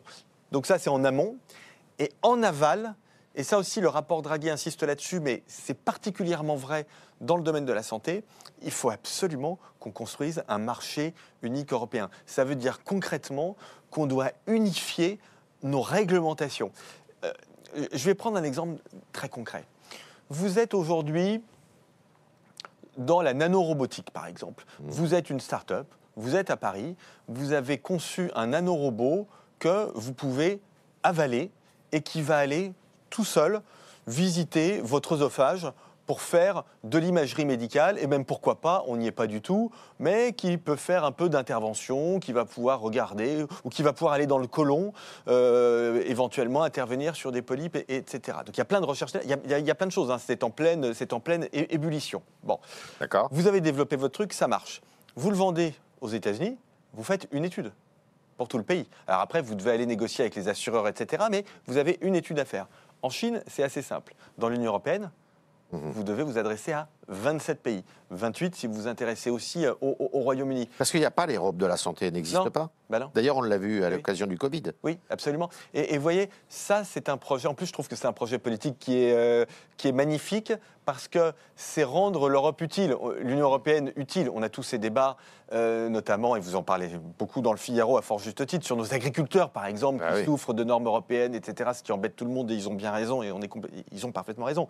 Mais vous pouvez aussi, à l'échelle européenne, développer des vecteurs de croissance économique et d'innovation. Donc, vous voyez, avoir des marchés financiers profonds pour l'innovation en amont et avoir un marché unique, comme on l'a fait dans d'autres domaines d'ailleurs, en aval, là, déjà, franchement, on va considérablement aider nos usines de robotique françaises. Parce qu'en France, c'est ce qu'explique très bien Antoine Ténière, on les a, les entreprises, en fait, on les a, les startups. Oui. Le syndrome français, le problème, c'est qu'elles investissent. Donc, on forme les gens, elles investissent beaucoup dans la R&D, etc. Ça marche bien. Et quand il s'agit de passer à l'industrialisation, c'est-à-dire de monter des usines, d'avoir des emplois, ben là, peu à peu, elles vont ailleurs. Parce qu'elles trouvent de l'argent ailleurs. Elles en trouvent aux États-Unis, en Corée, parfois en Israël. On a la matière grise, aussi bien médicale que managériale. On l'a. Elle est formée, c'est sûr. Elle est tout à fait compétente, mais on n'a pas l'argent. Ouais. Et c'est pas de la bien-pensance, quand je vous dis ça, c'est vrai. Et on a même un autre atout, même si on le critique beaucoup, on a un système de santé, qui est complexe, etc. Mais en France, quand même, vous pouvez faire, par exemple, ce qu'on appelle les essais cliniques, c'est-à-dire des dispositifs dérogatoires qui permettent de tester des innovations avant, en quelque sorte, qu'elles soient dans le droit commun. En fait, ça fonctionne bien en France. Donc, on a quand même des choses qui fonctionnent bien malgré tout, même à l'hôpital. Alors, qui sont les leaders dans le domaine, dans le monde?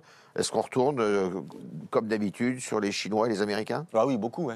Beaucoup, bien sûr, beaucoup sur les Chinois et beaucoup sur les Américains, parce que justement, eux, alors, il y a des Européens, bien sûr, il y a des Français, il y a des Allemands, et puis aussi, il y a des industriels américains, par exemple, qui sont présents en France. Donc, évidemment, ce sont des choses qui existent.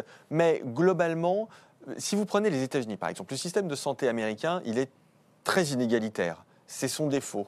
Mais vous avez des capacités de financement en amont qui sont colossales. Vous avez une réglementation ça va, qui n'est pas très compliqué.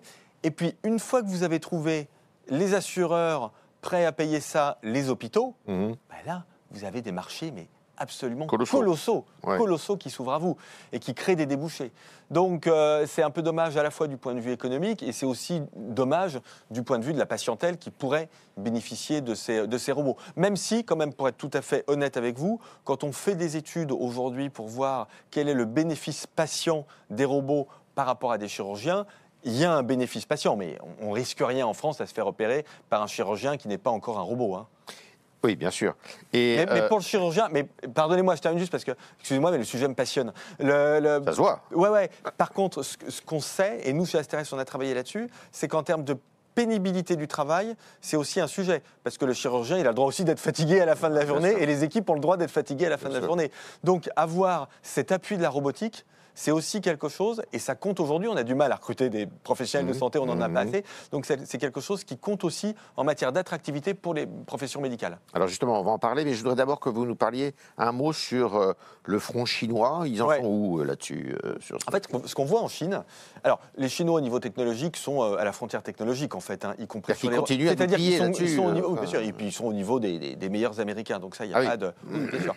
En fait, ce que je vois en Chine, c'est que vous avez des financements privés absolument colossaux et des entreprises qui sont des entreprises, y compris de grosses entreprises du numérique, qui investissent ce domaine de la santé en jouant justement sur l'hybridation technologique. En fait, le raisonnement de beaucoup d'entreprises chinoises, prenez une entreprise comme Tencent par exemple, une des plus grandes entreprises chinoises dans le numérique, elle investit dans la santé, dans l'industrie de la santé, parce qu'elle se dit au fond, où est l'avantage compétitif d'un industriel de la santé?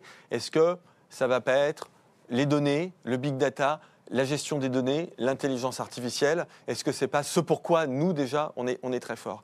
Et comme Alors même, ça a un peu changé parce qu'en Chine, la réglementation s'est durcie ces dernières années. Mais comme vous avez un droit de la concurrence qui est un peu plus lâche qu'en Europe, donc vous pouvez avoir une entreprise du numérique qui va investir par exemple dans la robotique chirurgicale ou dans l'IA chirurgicale, mais qui en même temps va développer un système un peu, alors je ne veux pas citer de marque, surtout que vous avez des partenaires, donc je veux froisser personne, mais un peu à la Doctolib. Voyez, ouais. Et donc qui va avoir toute la chaîne de valeur au fond en santé. Donc, et puis qui va utiliser les données, enfin il n'y a pas le RGPD, donc il va pouvoir utiliser les données qu'il récolte par les réservations pour les vendre aux hôpitaux, etc. Vous voyez, donc, et ça leur permet d'avancer vite. Sur un plan et un front hyper réaliste, ouais. Concret, est-ce que les déserts médicaux, est-ce qu'on pourrait régler le problème justement avec la robotique? Alors le régler, je ne sais pas, mais en tout cas lutter contre les déserts médicaux, ça j'en suis absolument convaincu. Et là encore, grâce à une robotique aidée de l'IA. Je vais vous faire part d'une étude qui vient d'être publiée dans les plus grandes revues médicales. Mais qui en réalité s'inscrit, enfin qui vient confirmer d'autres études qui ont été publiées, notamment une qui a été publiée il y a 18 mois par Google. Google avait fait une étude sur une intelligence artificielle qui était quand même spécialisée en médecine. Et là, l'étude dont je vous parle porte tout simplement sur une évaluation médicale de ChatGPT, donc cette fameuse intelligence artificielle générative, oui. Développée par OpenAI, qui est en fait un avatar de Microsoft et que vous pouvez vous procurer pour $20 ou 20 € par mois. En fait, quand on regarde un petit peu aujourd'hui les performances de ChatGPT en matière de diagnostic médical, vous êtes au-dessus du niveau des médecins et vous êtes au-dessus du niveau des médecins aidés de ChatGPT. Ah oui. Ouais. Aujourd'hui. Alors, qu'est-ce que ça veut dire? Ça ne veut pas dire que les médecins vont disparaître. Ça ne veut pas dire ça. Ça veut dire que, notamment sur des pathologies qui sont des pathologies assez rares, ChatGPT sait des choses que le médecin ne sait pas. Pardonnez-moi, je prends un exemple, je suis désolé, je déteste faire ça, mais qui est privé. Mais il se trouve que je suis marié à une femme qui est vitrailliste et donc qui travaille au plomb. Ah oui. Et malheureusement, elle a énormément de mal à trouver un médecin connaissent les tenants et les aboutissants du travail au plomb sur la santé. Une intelligence artificielle, elle a en tête toute la littérature médicale mondiale sur ce sujet. Donc souvent, elle va être mieux équipée qu'un médecin généraliste. Donc ça ne veut pas dire qu'on n'a pas besoin de médecins, etc. Ça veut dire qu'on a un enjeu majeur en matière de formation. Alors là, je vous le dis comme je le pense, Yves, la formation des médecins aujourd'hui, oui. C'est une formation, mais on est en train de faire d'excellents médecins pour les années 90. C'est-à-dire que c'est médiéval, quoi.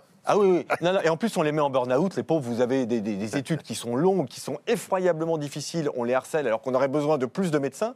Donc, on les décourage, on les épuise. Et en plus, on ne les forme pas à des outils qui sont des outils très utiles. Et ça, je reviens sur votre question des déserts médicaux. Ça permet de faire de la médecine à distance. Alors, pas toute la médecine, parce que la clinique, ça compte, bien évidemment. Mais le jour où vous avez un vrai humanoïde, il peut faire quelques gestes médicaux.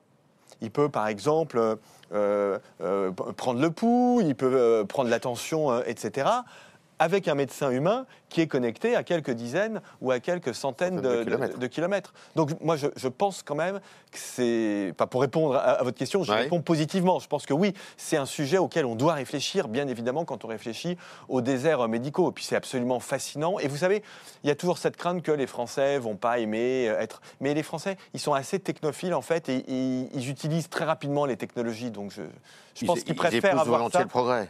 Bah oui, et puis de toute façon, ils préfèrent ça plutôt que de ne pas avoir de solution quand ils ont une douleur au ventre. Ouais. Alors, l'intelligence artificielle, la robotique, je sais que vous êtes un grand connaisseur et vous avez beaucoup écrit là-dessus sur l'homme augmenté. Est-ce que, justement, ça peut aussi, là, est-ce qu'on peut faire des progrès? Est-ce que l'homme augmenté va vivre, je ne sais pas, est-ce qu'on peut le faire vivre jusqu'à 150 ans, 200 ans? Ah oui, ça c'est vraiment quelque chose auquel je continue de croire parce que je vois les progrès exponentiels aujourd'hui qu'on fait dans la santé, y compris alors, dans des pathologies extrêmement courantes comme l'oncologie, comme la cancérologie, pour des maladies rares. Prenez la mucoviscidose par exemple, des pires maladies qui soient, qui tuaient des jeunes. Voilà, aujourd'hui on fait des progrès mais absolument extraordinaires. On fait des progrès extraordinaires en matière de génétique. Alors c'est pas exactement de l'homme augmenté, encore que on fait des progrès extraordinaires dans les prothèses. On l'a vu cet été. Vous avez assisté comme moi à des épreuves des Jeux paralympiques. Vous voyez des choses absolument extraordinaires. Donc ouais, j'y crois beaucoup. Je pense que c'est absolument fascinant. Et moi ça me passionne parce que c'est une façon de montrer que dans notre société où parfois nos concitoyens ont l'impression que tout va mal, eh ben, il y a quand même des progrès qui sont des progrès pour les humains. Alors merci Nicolas Bouzou, merci beaucoup. Avec non, tout va pas mal. La preuve, c'est que avec vous, on peut croire au progrès, alors que beaucoup remettent en question le progrès en cette période qui est une période difficile de transition. Il faut croire au progrès et merci de nous avoir ouvert des pistes sur ce terrain-là. Merci beaucoup Nicolas Bouzou et on rend l'antenne à Guillaume. Merci, avec nous. Merci Nicolas Bouzou pour cette bouffée d'optimisme. Eh bien, cette séquence du Big Bang de la santé du Figaro consacrée aux robots s'achève. Je voudrais, avant de rendre l'antenne, citer et remercier les partenaires de cet événement, AXA, Intuitive, MSD, les acteurs de la French Care, l'EDEC et Medtronic. Et puis vous dire tout de suite que si c'est fini pour aujourd'hui, le Big Bang de la santé reprend demain, même heure, même endroit. Nous nous intéresserons cette fois à la santé des femmes. Alors merci, au revoir et à demain.